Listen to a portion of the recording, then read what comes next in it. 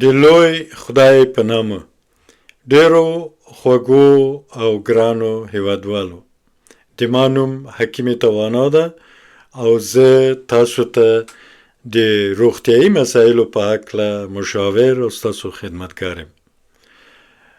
درنو خویندو او ورونو، په لومړي سر کې زه له ستاسو نه ډیره مننه کوم او تشکر کوم چې تاسو زما ویډیوګانې اورئ او هغه خپلو دوستانو ته لیږئ او ما ته خواږه پیامونه، لنډ پیامونه، لنډ لیکونه راته رالیږئ.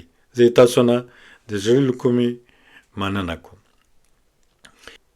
زه نن په دغه ویډیو کې د ډیرو مشهورو ډاکټرانو او څیړونکو د څیړنې په رڼا کې تاسو ته د انسان د بدن د یو ډیر مهم ارګان په برخه کې چې هغه غټه کولمه ده د هغې د جوړښت او ساختمان په برخه کې او دا چې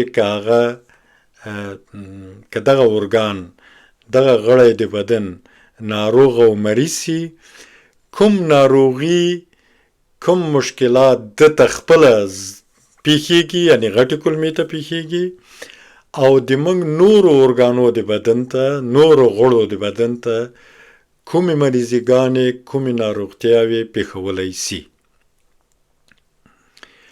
ډاکټر تیلدن، ډاکټر واکه او یو تعداد ډیر مشهور څیړونکي په دې باور دي چې که غټه کولمه ناروغه وي، فعاله نه وي، قبضیت ولري او که انسان ونشي کړی د ورځې یو یا دوه ځله تشناب ته لاړ سي، بیت الخلا ته لاړ سي او ونشي کړی چې له خپل بدنه دغه فضله مواد، دا ګنده مواد وباسي، دغه مواد چې په بدن کې 2-3 ورځې پاتې سي دا تخمر کوي او د تخمر نه وروسته یعنی داسې زږیږي او د زږېدو نه وروسته دا زهري کیږي او وخت چې زهري سول دغه حالت ته په طبابت کې توکسیمی وایي، یعنی زهري کېدل وایي چې بدن کې دا مواد په غټه کولمه کې دا مواد زهري شوي دي.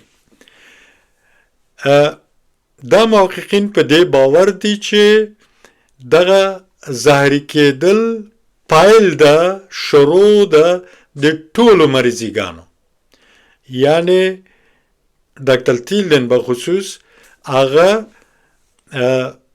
هیڅ مریضي په رسمیت نه پیژني، وایي چې مریضي یعنی د غټې کولمې زهري کېدل. وخت چې غټه کولمه زهري سوه ټولې مریضیګانې پیل کېږي. زه تاسو ته نن په دغه موضوع په هکله پلان لرم چې 3 ویډیوګانې تاسو ته جوړې کړم، لنډې. اوله ویډیو د غټې کولمې د جوړښت او د ساختمان او یو مقدار اناتومي جوړښت تاسو ته لنډ بیان کوم او دندې چې کومې دندې او فعالیتونه او وظایف لري په اوله ویډیو کې. په دویمه ویډیو کې دغه مهمه ارګان د بدن ولې ناروغه کیږي، موږ کومې غلطیګانې لرو، کم غلط خوراکونه کوو، نور کم غلط عادتونه لرو چې زموږ دا ارګان ناروغه کیږي. دا په دویمه ویډیو کې. او په دریمه کې په دې هکله چې اوس دغه ناروغ او مریض ارګان دا کولمه د منګه دا منګه په خپل کور کې بیل دوا او درمل نه، بیل کیمیاوي دواګانو نه منګه څنګه وکړای شو چې په خپل کور کې د ډیرو طبیعي موادو په کومک په ډیره اسانه طریقه منګه دا تداوی کو او بیل دینه چې منګه کابل ته لاړ سو، پیسې قرض وام کو، پېښور ته لاړ سو یا هندوستان ته لاړ سو او خپله دغه ارګان دغه غړی د بدن په خپل کور کې تداوي کو. دا 3 ویډیوګانې جوړوم تاسو ته. نن په دغه ویډیو کې د غټې کولمې د جوړښت، ساختمان، اناتومي او د هغې د دندو وظایف په هکله تاسو سره خبرې کوم. په لومړي سر کې باید دا ووایم چې غټه کولمه، وړې کولمې او غټې کولمې د موږ او تاسو د هاضمې د سیستم مهم ارګانونه دي.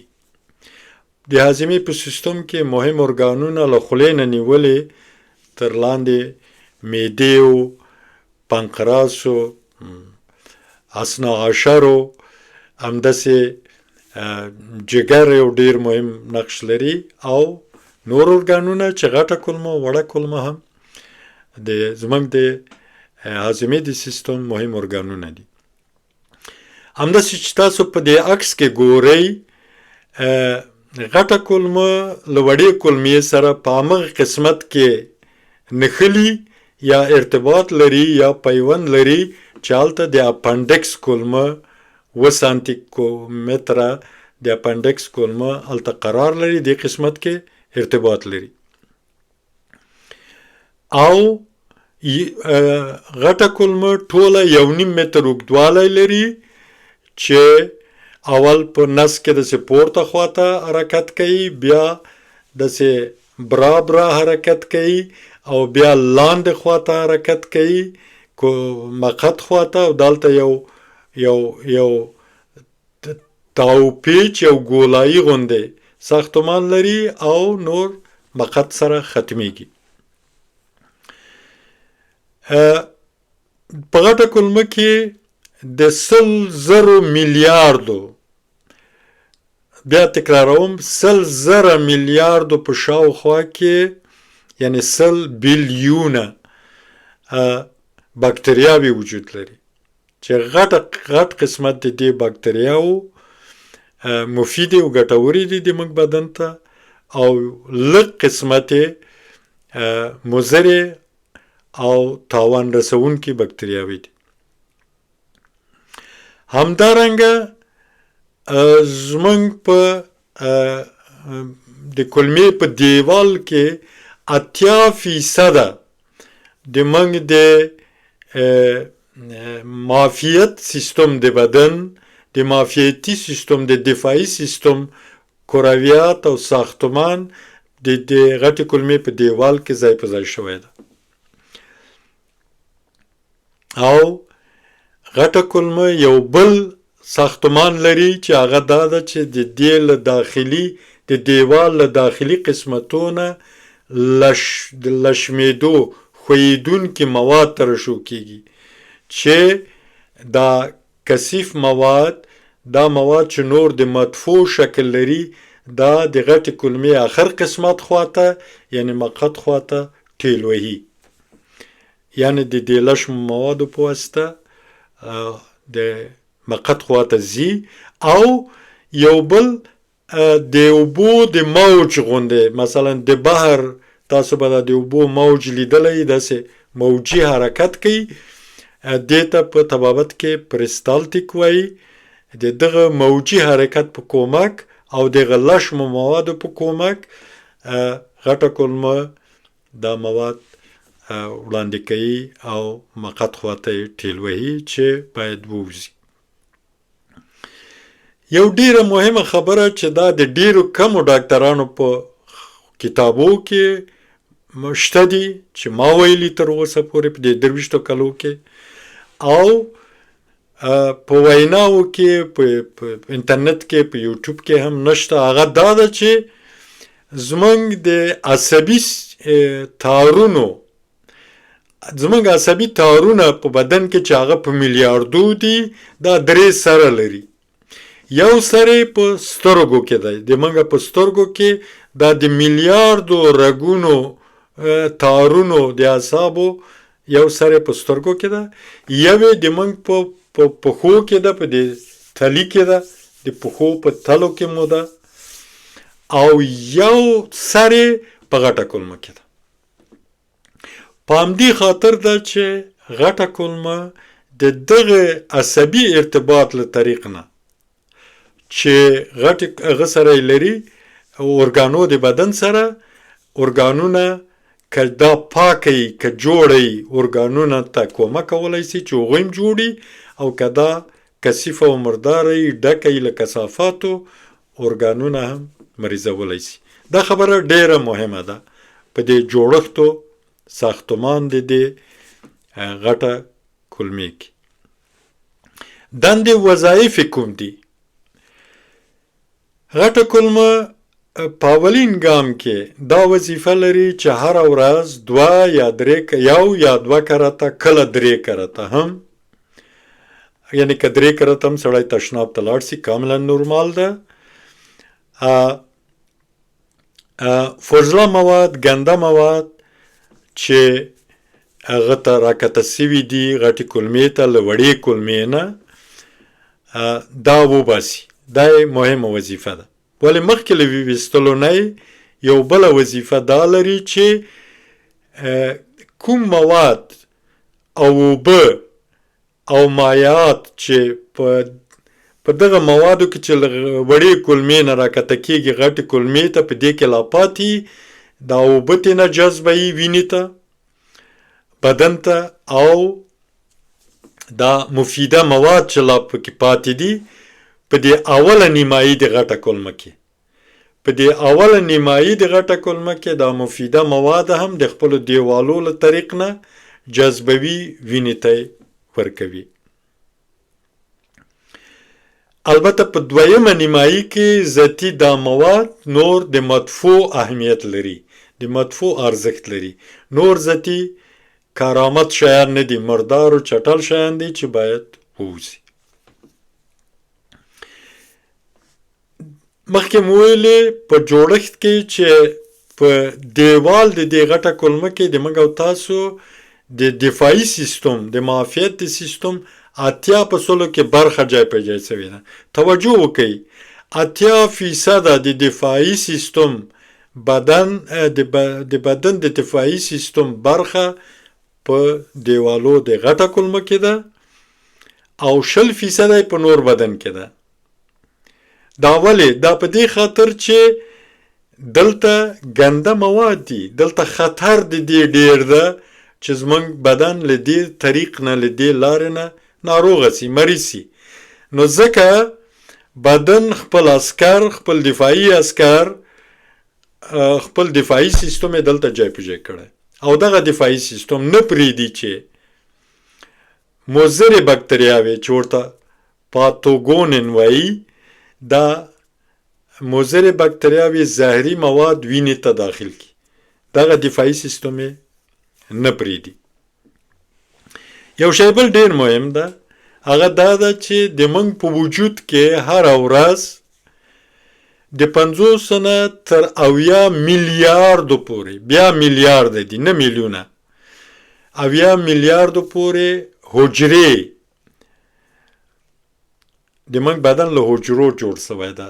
دا وړې حجرې دا په بعضې تحقیقاتو کې 60 نه تر 80 میلیاردو پورې، هغه وبښئ له 60 نه تر 80 بیلیونه، یعنی 80,000 میلیارده هغه دي. دا حجرې د موږ ټول بدن لري چې له هغه جملې نه دا 50 نه تر 80 میلیارده، نه 80,000 میلیارده بلکې 80 میلیارده دا مري د ورځې، او همدغونه حجرې بیرته ژوندی کیږي، یعنی تولیدیږي، منځته راځي. دغه د مړو شوو حجرو مړي په اصطلاح جسدونه دا هم غټې کولمې ته راکوزیږي چې غټه کولمه باید دا وباسي.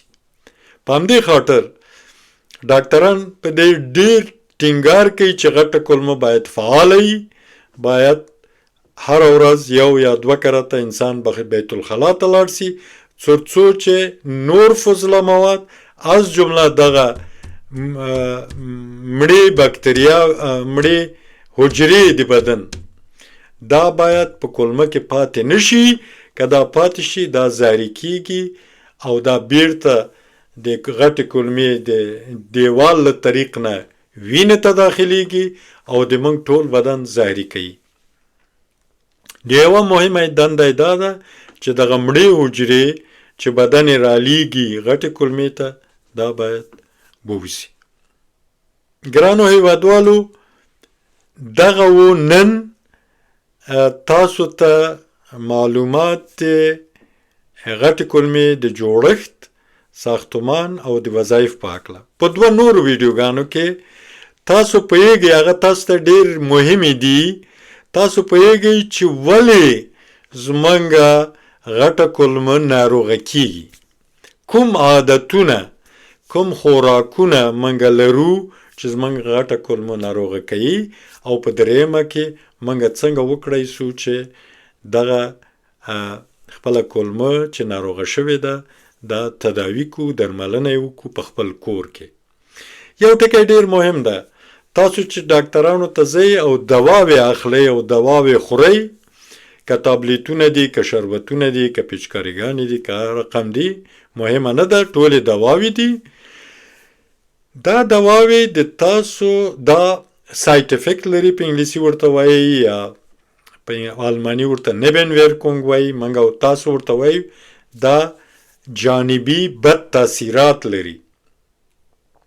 د دغه تاثیرات په نتیجه کې د موږ مهم ارګانونه لکه ګردې، د موږ جگر چې مهمترین ارګان د ټول بدن ده، د موږ معده او حتی د موږ حجرې په مغز کې دا صدمه ویني، یعنی کیمیاوي دواګانې موږ ته صدمه وایي. نو ښه به دا وي چې تاسو په خیر د ما ویډیوګانې په دې برخه کې واورئ او هغه په خپله درملنه کې وکاروئ او په خپله درملنه په خپل کور کې په طبیعي وسایلو وکړئ.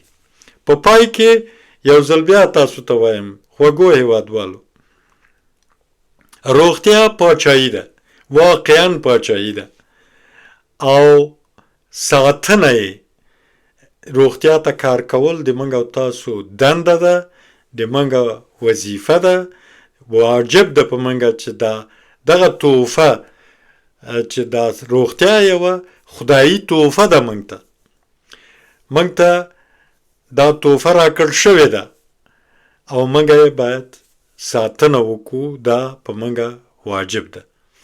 او په آخر کې دا وایم چې بېوزلو او فقیرو هیوادوالو ته چې واقعا ډوډۍ نه لري، هغو ته چې تاسو په شاوخوا کې، تاسو په کلي کې، تاسو په کوڅه کې، هغو ته کومک او مرسته له یاده مه کاږئ. ښاد او آباد اوسیږئ. ډېره مننه.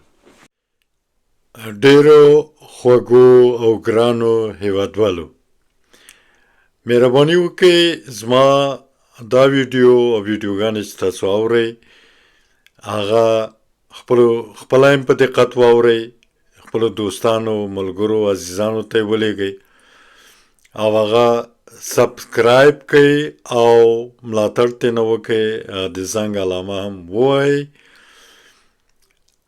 زه په دې امید دا ویډیوګانې جوړوم چې د ما هیوادوال، ګران هیوادوال په خپل کور کې خپله درملنه وکړی سي او خپله روغتیا بیرته ترلاسه کړي.